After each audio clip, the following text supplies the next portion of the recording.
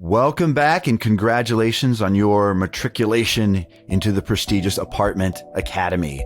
Our podcast is the Multifamily's only operations-focused podcast featuring insights from industry leaders, investors, vendors, and technology providers. So if you invest in multifamily real estate or you're involved in day-to-day on-site operations of apartment buildings, we are your source for efficient operations and maximizing NOI. Today's podcast was with Professor Matt Nicholas, and Matt comes from the insurance side of the world, and it's hard to make insurance exciting, but there are some very interesting things happening in the world of habitational insurance right now that Matt had some great insights into, and I think you'll come away understanding some of the nuance of why insurance is really important than you had before, for sure. So here he comes. Well, Professor Nicholas, welcome to the podcast today. Glad you could make it. Why don't we just kind of start off by just giving some background, Matt, about yourself, how long you've been in this industry, and sort of more a little bit about your background. Yeah, so thanks, Daniel, for having me. Been in the insurance industry for about 20 years now. Focused in habitational insurance for a good part of that, probably about 17 years now.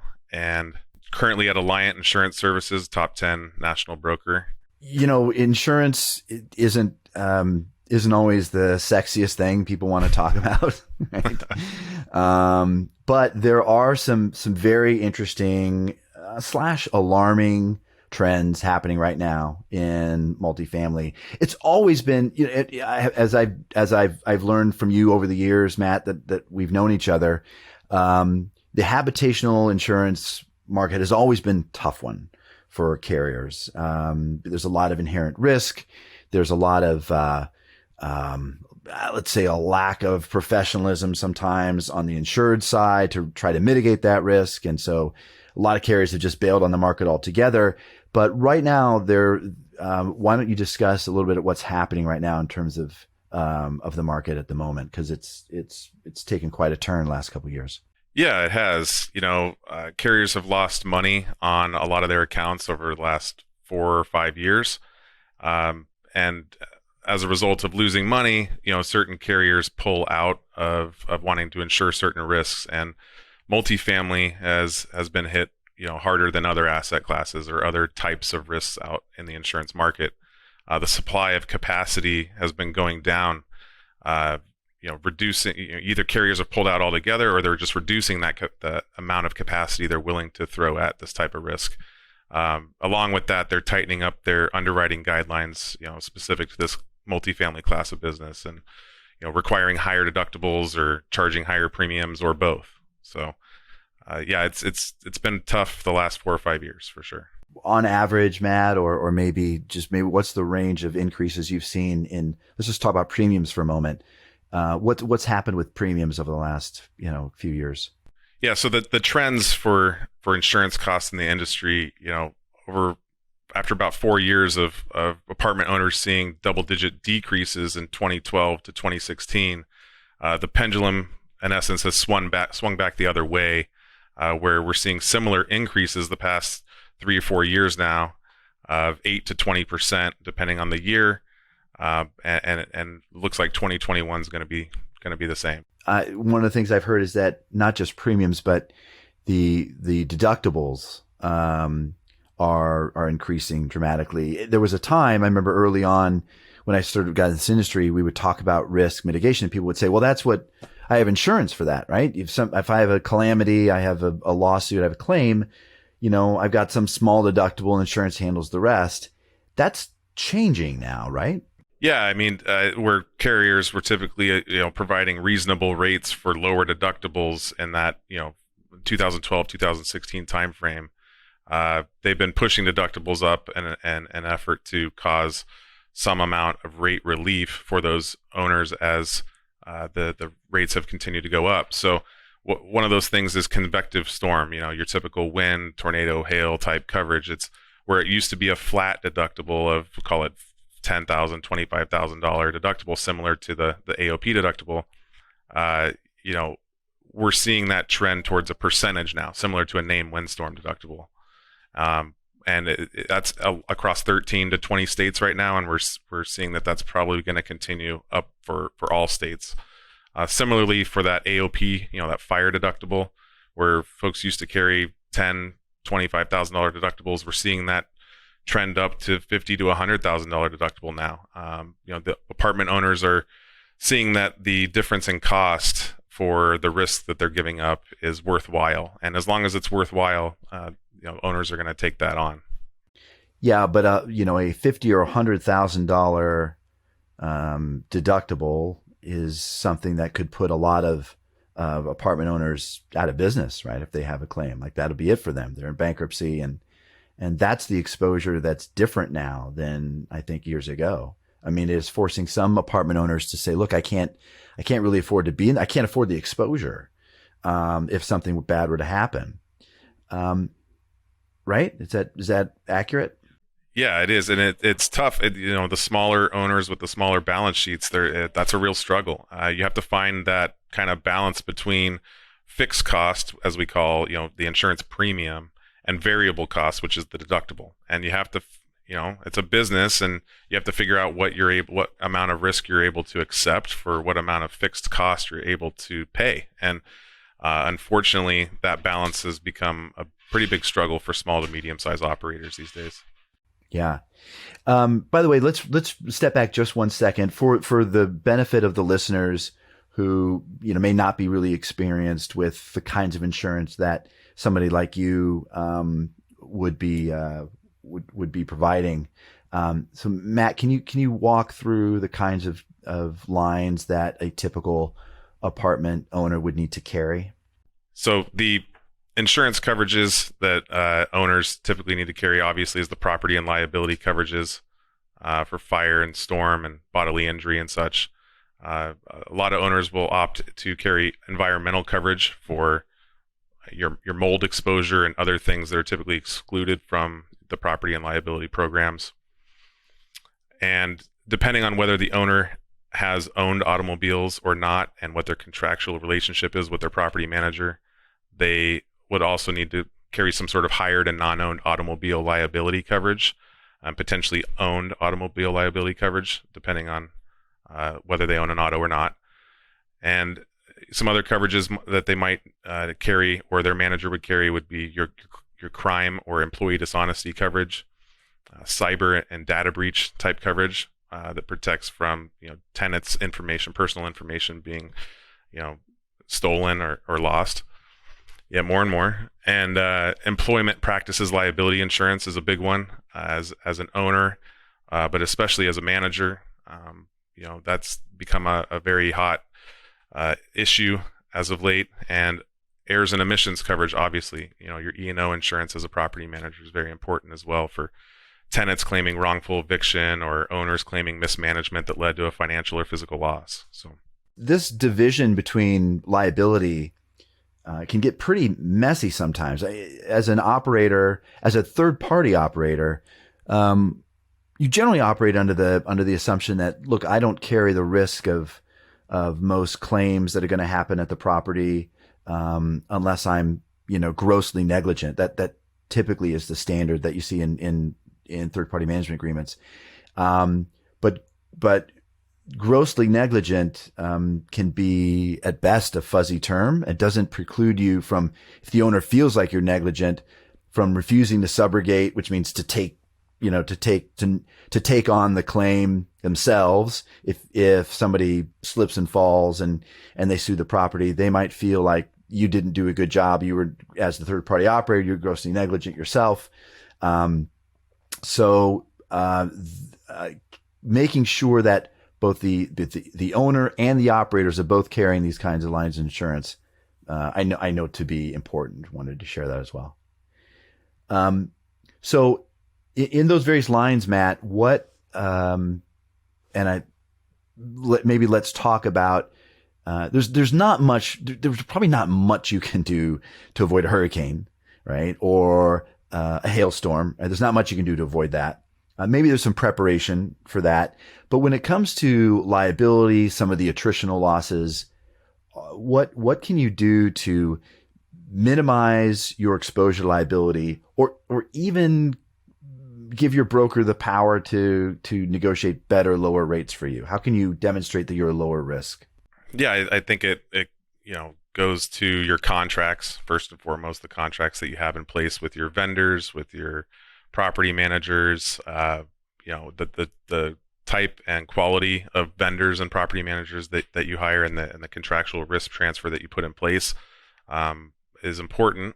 On top of that, there's things that as an owner you can do, like have a master tenant legal liability or renters insurance program in place that acts as kind of a first layer of defense before tenant caused losses would hit your insurance program. That's a big thing that is being done these days. And some folks will track and manage certificates. That's the tracking and managing of certificates of insurance by the tenants is one step, but then the providing a solution for those tenants that aren't providing proof of insurance is kind of that other step, so that you're always making sure that 100% of your units that you own have some level of renters or tenant legal liability in place. There's other things like forced placement if they're not carrying it on their own. Right, forced placement. There's other things that you can do as an owner, like the fire suppression systems that sit above the cooktops and your units. Those are key at reducing or eliminating the types of unintended cooking fires that occur in units.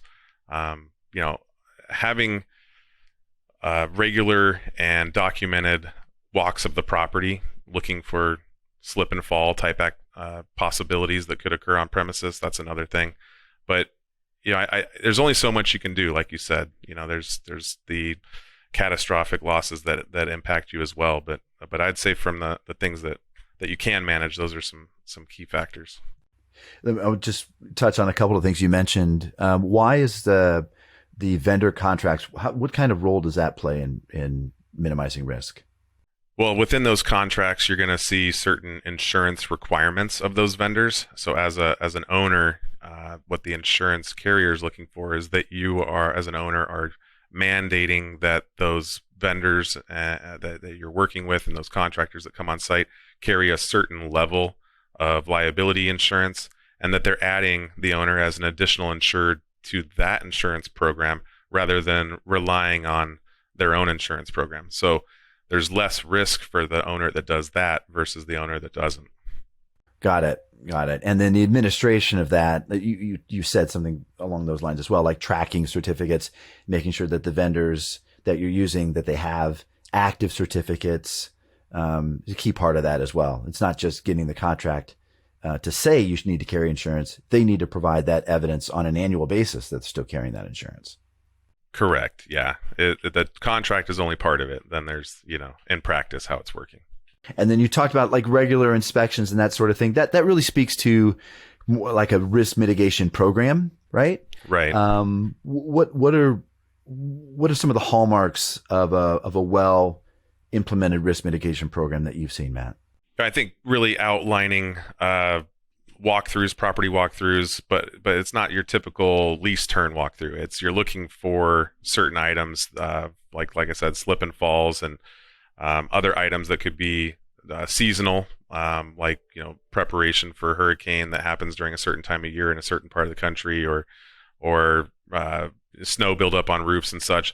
But having that built into the overall risk management program for the portfolio, and like I said, some of that's going to vary based on the geography that the asset sits in, but having a well-documented program that is adhered to, but also documented. I think that's the big thing.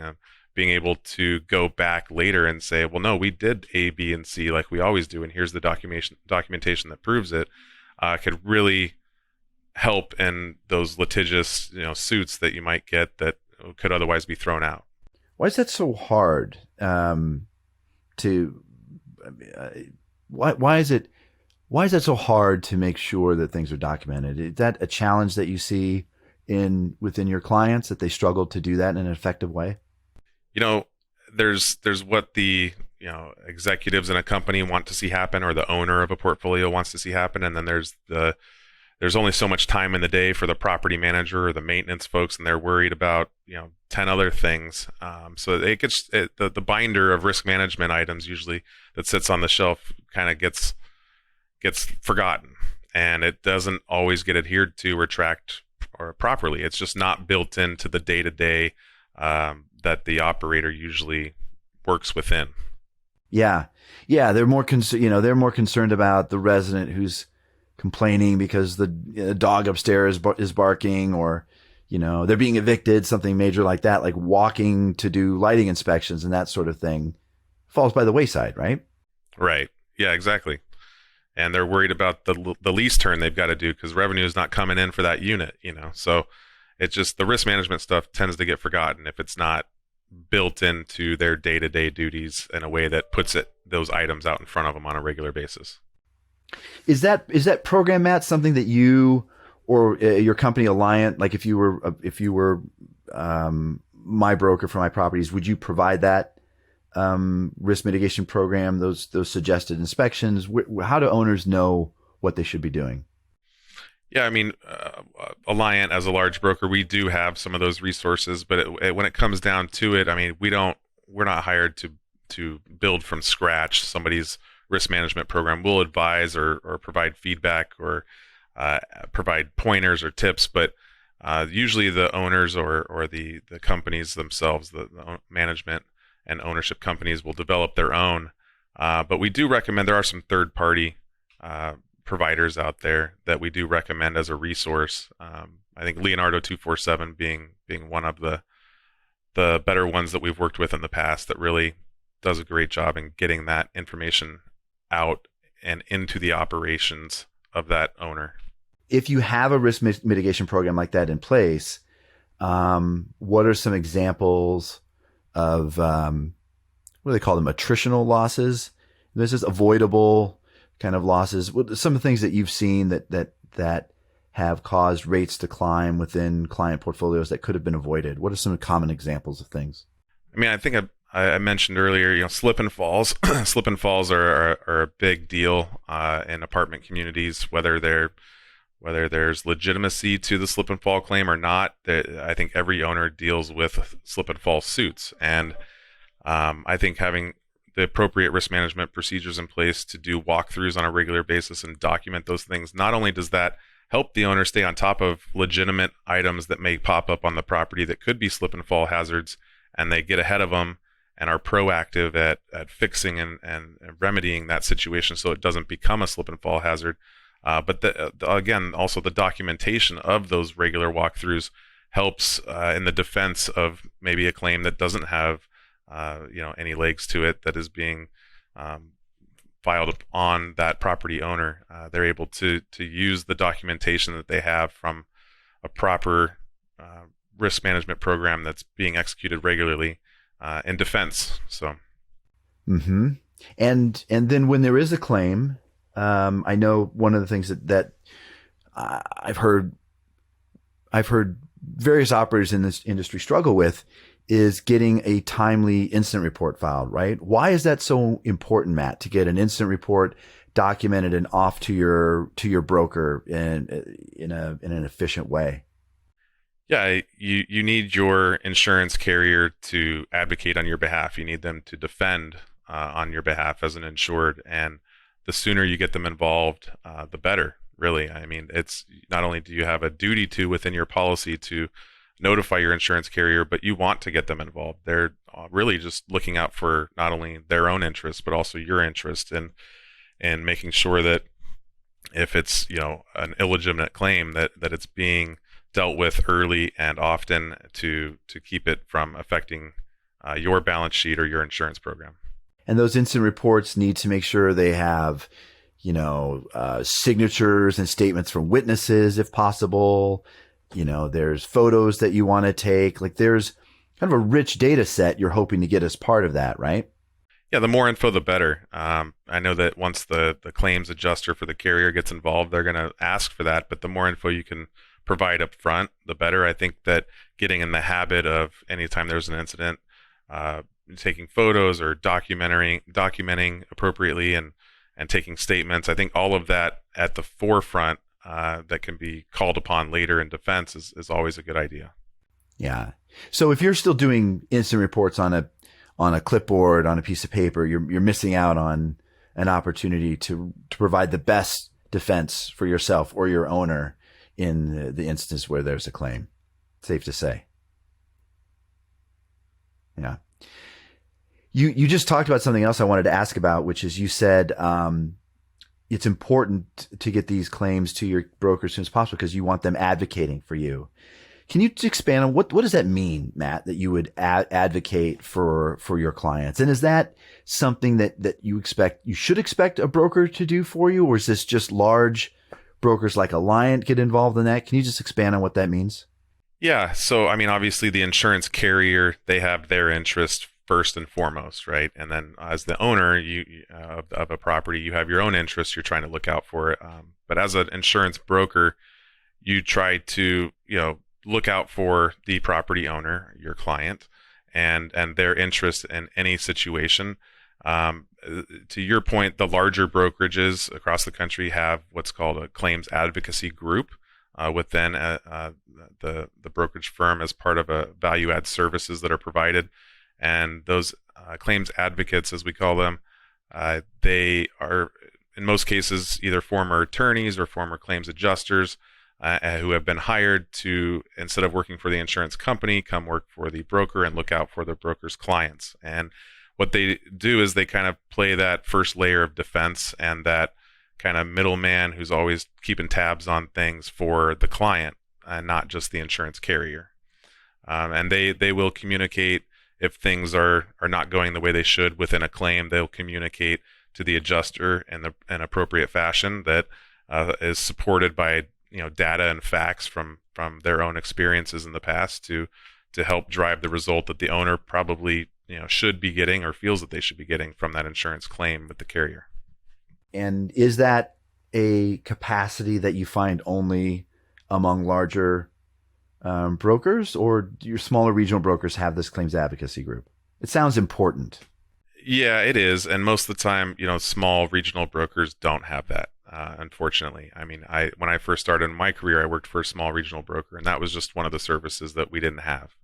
But as I moved into working for some of the larger brokers, that was something that became aware to me and is more and more available in those larger brokers. And if you are a smaller operator right now, because by the way, Alliant and the Willises and the Allens of the world, they don't take every property owner as a client, right? They generally want to deal with larger portfolios. So if you are an owner who has a smaller portfolio, you're with a regional or smaller broker, you don't have a claims advocacy group. What do you suggest? Are there consultants that you could reach out to help you with that, or you just gut it out on your own? What I would suggest in that circumstance is there are third-party administrators that you can have. You can request your regional broker to have a third-party administrative adjustment firm written into your insurance policy with that insurance carrier. And so those third-party administrative adjusters do operate on a particular level and working with the insured, with the client, to look out for their interests. It's not quite to the same level as the broker's claims advocacy group, but it's definitely available to them and is useful. Cool. Great. I appreciate that. So Matt, you have a lot of wisdom in this industry, a lot of time. I know obviously you're hoping people will think of you when they think of their insurance needs, but if people I know you're open to just answering questions and fielding inquiries from people from within the industry with respect to best practices and things. If people want to reach out to you, Matt, how do they get a hold of you? Yeah, you could email me at matt.nicholas, Nicholas, at alliant.com. Cool. And you're in Southern California, right, Matt? Yeah, I'm in San Diego, but I have clients all across the country.